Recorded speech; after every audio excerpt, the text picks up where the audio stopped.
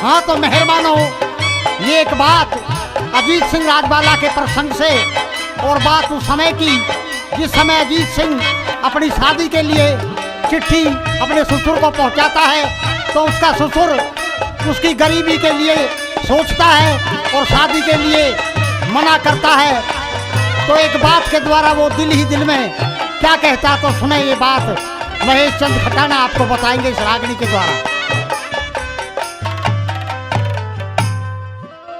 हाँ हो हमारे कोट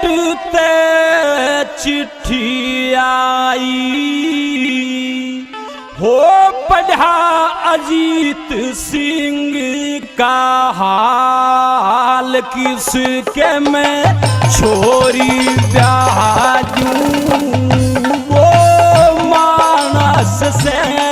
कंगाल, किसके मैं छोरी ब्याजूं, वो मानस से कंगाल।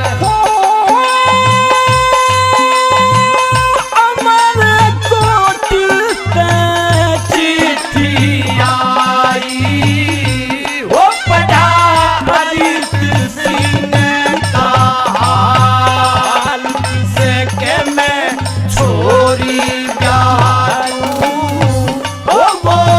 मानस से कंगाल, किसे के मैं छोरी ब्याजूं, वो मानस से कंगाल।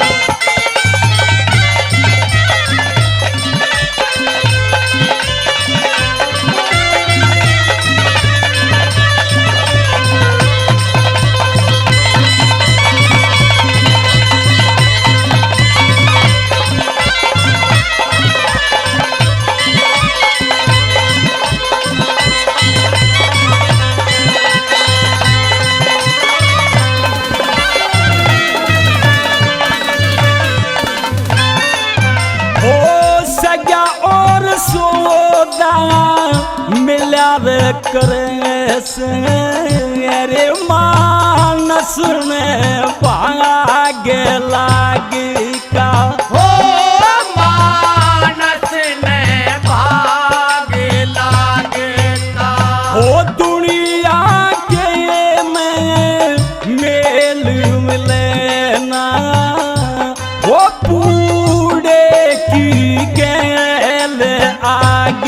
का, ओ पूरे की गैल आग का, हमेशा गैला काले काग का, वो कदे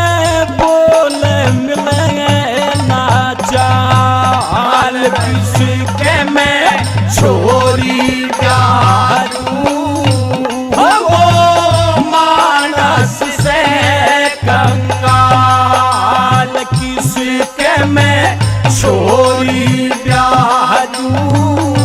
वो मानस से कंगाल।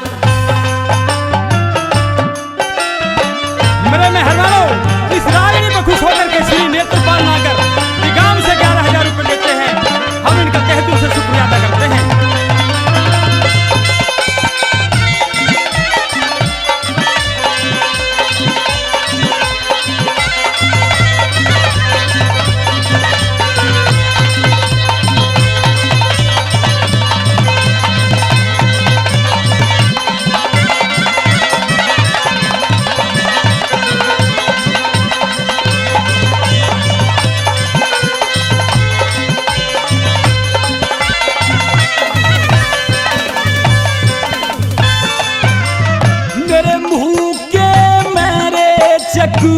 चूंदर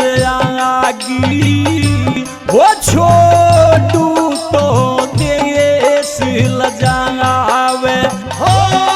छोटू तो देश लजावे, वो छूटे गई तो गया धरा में मरद का, हो खालू सतावे हो खालू तो कोड सतावे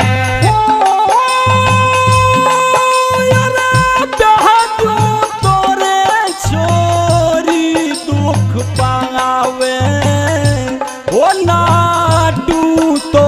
जुला में कमाल किसे के मैं छोरी प्यारू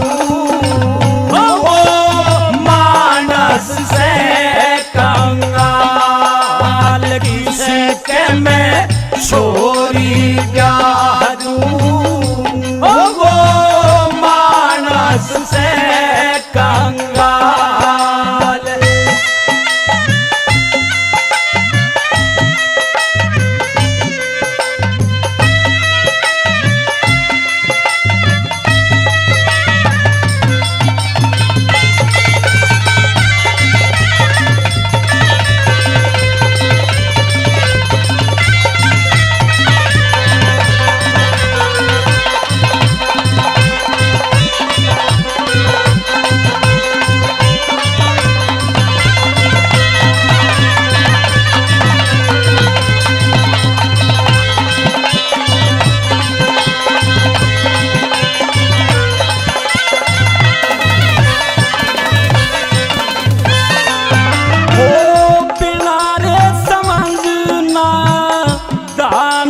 दोस्ती सदा डूबे कालर को रे हो सदा डूबे कालर को रे ओ आप जान भरे पाप की कोली तो गजायो शीश पे गोरे हो यो कजार शीश पे गोरे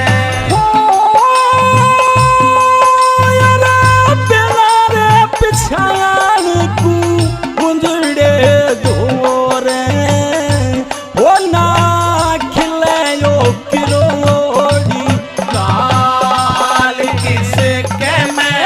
छोरी प्यारू वो मानस से कंगाल किसके मैं छोरी प्यारू वो मानस से कंगाल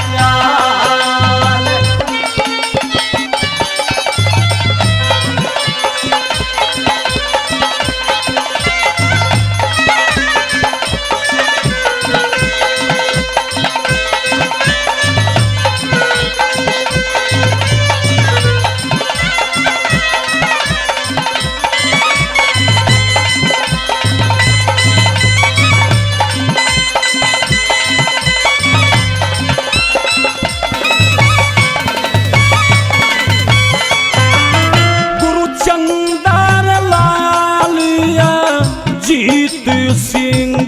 की वो किथे दुनिया में दर को